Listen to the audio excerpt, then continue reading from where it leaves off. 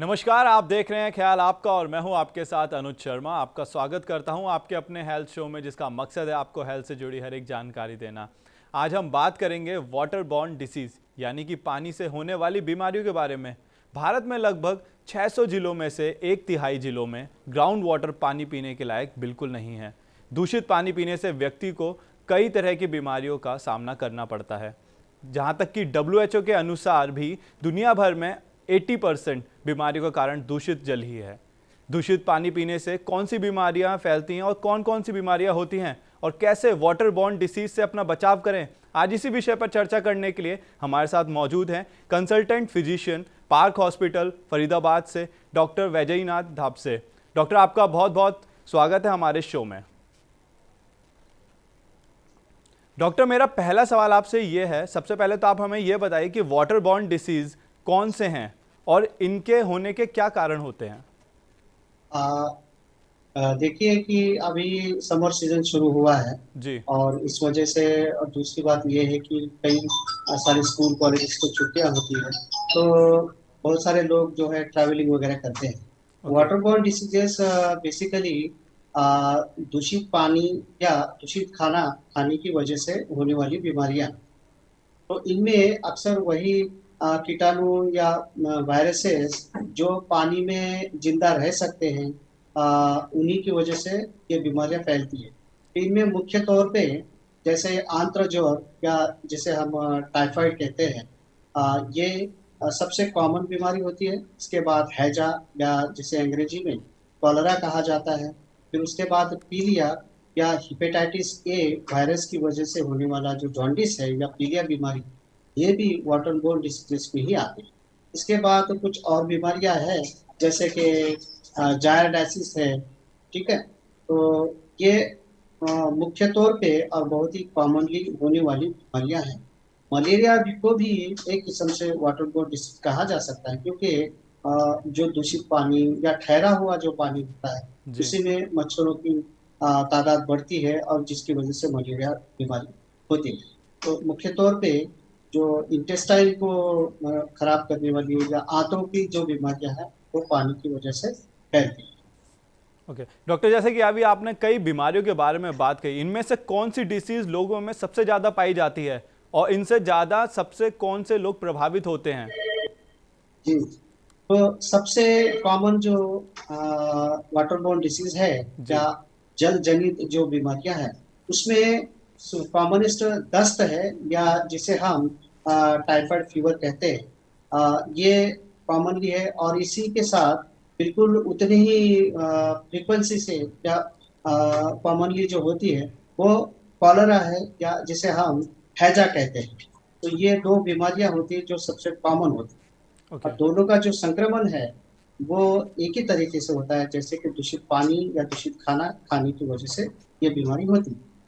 Okay doctor, जैसे कि अभी आपने बात की कोलोरा के बारे में, तो आखिरकार कोलोरा ये पूरी तरीके से है क्या और इनके सिम्टम्स क्या होते हैं।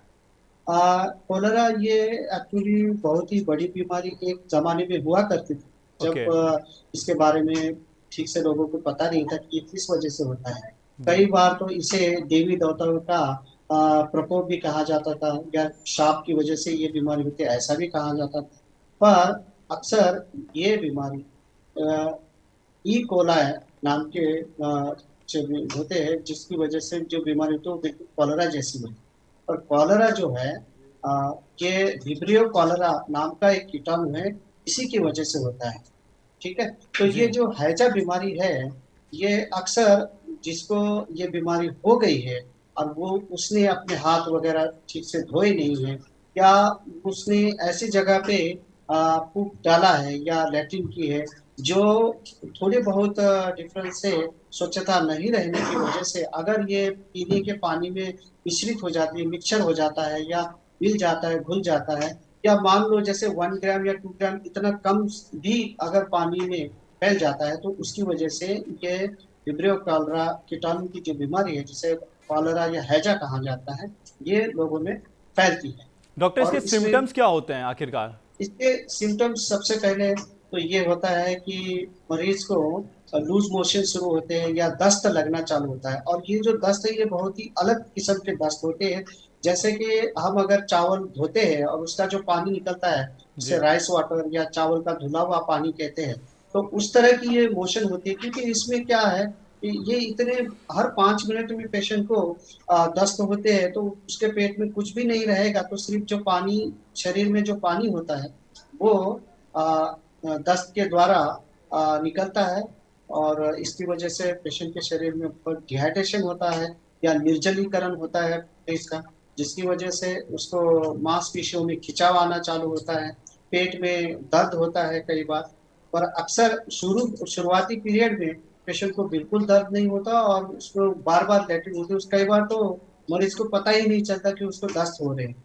पर जब उसकी कंडीशन बहुत सीरियस होती है, मतलब शरीर में पानी की मात्रा बहुत कम हो जाती है, तो जिसकी वजह से शरीर के सभी अंगों पे असर होना शुरू हो जाता है, और फिर उसके कुछ कंप्लेंट्स शुरू होते हैं, जैसे कि सर में दर्द होना, है ना, हार्ट रेट बढ़ना, यानी जिसे हम पाल्पिटेशन या हृदय की गति बढ़ना कहते हैं, ओके। ये भी हो जाता है। फिर पेशाब कम हो जाता है, क्योंकि शरीर में पानी की कमी होती है, तो गुर्दों को ब्लड सप्लाई कम होता है, तो पेशाब भी बनना कम हो जाता है। जी बिल्कुल। ठीक है।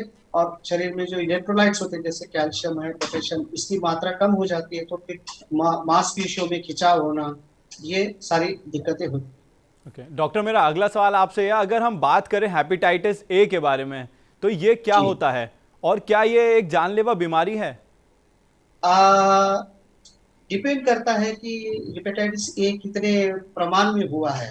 पर ओके। अक्सर ऐसा देखा गया है कि हेपेटाइटिस ए वायरस की जो होने वाला जो पीलिया है वो जानलेवा नहीं होता। ज्यादातर मरीजों में 2 से 3 हफ्ते की, या ज्यादा से ज्यादा यूं कहें कि 4 हफ्तों में ये पूरी तरीके से दुरुस्त होता है, और इस पे कोई एंटीबायोटिक वगैरह भी नहीं होता। तो ये सेल्फ लिमिटेड, यानी शरीर हमारा उसके खिलाफ डिफेंस बनाता है और इस जी। बीमारी को नष्ट कर देता है, मगर इसमें थोड़ा सा समय लग जाता है। उससे पहले मरीज को उल्टियाँ होना, खाने की बिल्कुल इच्छा नहीं होना, या स्वाद नहीं रहना, तो इस तरह के उसमें सिम्टम्स होते हैं। और सबसे, क्योंकि ये लीवर पे अटैक करता है, लीवर को हमला करता है, तो लीवर का काम होता है कि पीलिया की रोकथाम करना, तो वो नहीं कर पाता। इस वजह से आंखों में पीलापन आना और पेशाब बहुत ही गहरे कलर की होना, ये इसके मुख्य लक्षण होते हैं। ओके डॉक्टर, अभी हमने बीमारियों के बारे में तो बात किया और उनके सिम्टम्स को भी हमने समझा, तो इन बीमारियों का इलाज कैसे होता है और इनको सही आ, होने में कितना समय लग जाता है लगभग? हाँ, बिल्कुल बिल्कुल। इसमें सही होने में जो का समय है, ये निर्भर करता है कि कौन सी बीमारी। जी। अब जैसे अगर हम कॉलरा की बात करते हैं, तो जनरली 1 से 2 हफ्तों के अंदर अगर हम तुरंत इंटरवेंशन करते हैं, मतलब दवा, जैसे तरल पदार्थ लेना, पानी की मात्रा भरपूर लेना, तो हम इसे काफी हद तक कंट्रोल कर सकते हैं। और ओके। साथ में एंटीबायोटिक्स का, यानी प्रतिजैवी के जो कीटाणु को मारने वाली दवाइयाँ होती हैं, अगर हम इसका इस्तेमाल करते हैं, तो हम इसे जल्द से जल्द कंट्रोल में ला सकते हैं। पर मुख्य जो इसमें इलाज होता है, ट्रीटमेंट होती है, वो होता है पानी की मात्रा को बनाए रखना। ओके। ठीक है। और हेपेटाइटिस है तो उसको भी पूरी तरीके से स्वस्थ होने में 1 से 2 हफ्ते लगते हैं। ओके डॉक्टर, हम वाटर बॉर्न डिसीज की रोकथाम को कैसे रोक सकते हैं? वाटर बॉर्न डिसीज की रोकथाम को जी। रोकने मतलब तो रोकने के लिए जी। बहुत ही सरल और आसान उपाय है जो हम सभी कर सकते हैं। इसमें क्या है, सबसे पहले तो हमें स्वच्छ पानी पीना है। अब स्वच्छ पानी मतलब जो दिखने में बिल्कुल कलरलेस है, ट्रांसपेरेंट है, उसे हम स्वच्छ नहीं कह सकते। ये जो जी। कीटाणु होते हैं वो इतनी सूक्ष्म मात्रा में होते हैं, इतने छोटे होते हैं कि वो आंखों से दिखाई नहीं देते।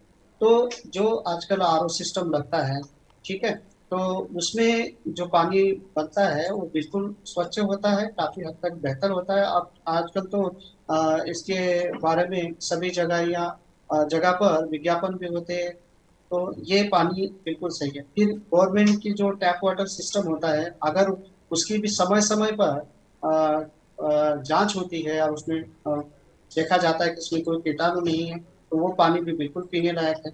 मगर जो कहा जाता है कि ये नदी में या झील में पानी बहुत देखने में स्वच्छ होता है, पर अक्सर ये पानी दूषित होता है, तो ये पानी पीने के लिए सही नहीं है। ओके डॉक्टर, मेरा अगला इसके सवाल आपसे ये है कि रिक्रिएशनल वाटर इलनेस क्या होते हैं और इनसे कैसे बचा जा सकता है? जी जी जी। रिक्रिएशनल वाटर इलनेसेस वो होते हैं कि जैसे हम किसी तैरने के लिए जाते हैं, या फिर अभी जो समर सीजन चल रहा है तो इसकी वजह से कई लोग घूमने जाते हैं, तो झील में है, नदी में है, समंदर में है, लोग तैरने जाते हैं, या कई तरह के वाटर स्पोर्ट्स होते हैं, ट्रायथलॉन जिसे कहते हैं, या सर्फिंग जिसे हम कहेंगे। तो ये सभी जो है रिक्रिएशनल वाटर स्पोर्ट्स होते हैं। तो इसमें अगर जो पानी इस्तेमाल होता है वो कई बार स्वच्छ नहीं होता, ना ही इतने बड़े वाटर बॉडी को या पानी को हम स्वच्छ कर सकते हैं। तो इसके संपर्क में आने से जो बीमारियां होती है उनको रिक्रिएशनल वाटर इलनेसेस कहते हैं। तो ये तरह तरह की बीमारियां होती है, और डिपेंड करता है कि संपर्क हमारा किस तरह का है। Okay doctor. डॉक्टर, मेरा अगला सवाल आपसे यह है, आज के समय में तो वाटर प्योरिफिकेशन लगभग हर घर में आपको देखने को मिलता है, तो इसकी ज़रूरत क्यों बढ़ती जा रही है? आ, इसकी जरूरत बढ़ते जा रही है, क्योंकि ऐसा है कि जो पानी हमें प्राप्त होता है, जैसे तालाब है या यहाँ से ये पानी हमें पहुंचाया जाता है, मगर वहां से लेके घर तक आने में जो बहुत सारे स्टेजेस हैं, तो उन स्टेजेस में ये पानी कई बार दूषित हो जाता है। जी। तो इस वजह से जैसे मान लो कोई सीवर लाइन है जो पानी की लाइन के बगल से जा रही है, तो कई बार अगर वो लीकेज हो जाती है तो वो पानी उसमें मिक्स हो जाता है। तो इस वजह से ये जो पानी है कई बार दूषित हो जाता है, और इसकी वजह से ये बीमारियां फैलने की चांसेस काफी बढ़ जाते हैं। इसलिए आरओ या इस तरह की कोई भी सिस्टम का यूज किया हुआ पानी ही पीना सही है, या फिर मिनरल वाटर बॉटल वगैरह जो है उसका पानी भी ठीक होता है। मगर इन सभी पानी की समय समय पे जांच होनी चाहिए कि क्या ये स्टैंडर्ड मानक जो है वो मेंटेन कर रहे हैं या नहीं है, वरना ओके बीमारी का खतरा बढ़ जाता है। डॉक्टर, चलते चलते आप हमारे दर्शकों को क्या सजेशन या एडवाइस देना चाहेंगे? आ, देखिए, पानी तो जिसे जीवन कहा जाता है, तो जी। पानी के बिना तो हम रह ही नहीं सकते। बिल्कुल। पर यही पानी कई लोगों के लिए जीवन लेने वाला भी बन जाता है, खासतौर पे जब रिक्रिएशनल एक्टिविटीज में, खासतौर पे बच्चों में, क्योंकि वो सभी इंस्ट्रक्शंस को फॉलो नहीं करते, तो कई बार वो क्या है, रिक्रिएशन में पानी पी जाते हैं, निगल जाते हैं। तो उसकी वजह से उनको जैसे दस्त लगना है, कॉलरा है, हैजा है, इस तरह की बीमारियां होने का चांस होता है। तो इसलिए दर्शकों को मैं यही कहूंगा कि साफ पानी पीजिए, और वही पानी पीजिए जिसमें सभी जांचें हो चुकी है कि हाँ ये ठीक है। तो आरओ का पानी है, मिनरल वाटर है, ये बिल्कुल इस्तेमाल कर सकते हैं, और समर सीजन का पूरी तरीके से आनंद ले सकते हैं। पर पूरी जो इंस्ट्रक्शंस है वो फॉलो करके, या जो हमें एहतियात बरतनी चाहिए जी। उन्हें फॉलो करके ही हम इन सभी चीजों का आनंद ले सकते हैं। डॉक्टर वैजयनाथ, आपका बहुत बहुत धन्यवाद हमारे तमाम सवालों के जवाब देने के लिए और हमें नमस्कार। ज्वाइन करने के लिए। Thank you so much. धन्यवाद। आज हमने बात की वाटर बॉर्न डिसीज़ के बारे में, दूषित पानी से कैसे रोग फैलते हैं और उनसे कैसे बचा जाए। अब हमें दीजिए इजाज़त, हम कल फिर हाजिर होंगे एक नए शो के साथ और एक नए गेस्ट के साथ। तब तक अपना और अपनों का ध्यान रखें। चलते चलते हम आपको बताना चाहते हैं TV9 डिजिटल के न्यू इनिशिएटिव TV9 वैन के बारे में। आखिर क्या है ये न्यू इनिशिएटिव, देखते हैं छोटी सी वीडियो में। Today, doctors are busier than ever providing care and advice to patients. And the reality is that an average patient now spends much more time in the waiting room than in the doctor's chamber. With such a captive audience, it's time to put their wait time to good use. Introducing TV9 Waiting Area Network that provides premium patient engagement experience through engaging and informative videos. These videos are created keeping in mind an Indian patient seeking medical attention.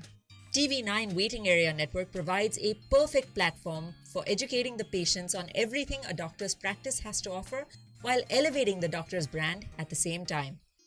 As a doctor, all you need is to have Wi-Fi at your clinic and we'll take care of the rest. We provide you with a TV, a media player, your clinic profile, and a playlist customized as per your practice. Combine all this with the regular news updates from TV9 and you have an awesome branding and marketing tool for your clinic. Write to us at van@tv9.com and we'll get in touch with you to set up our solution at your premises.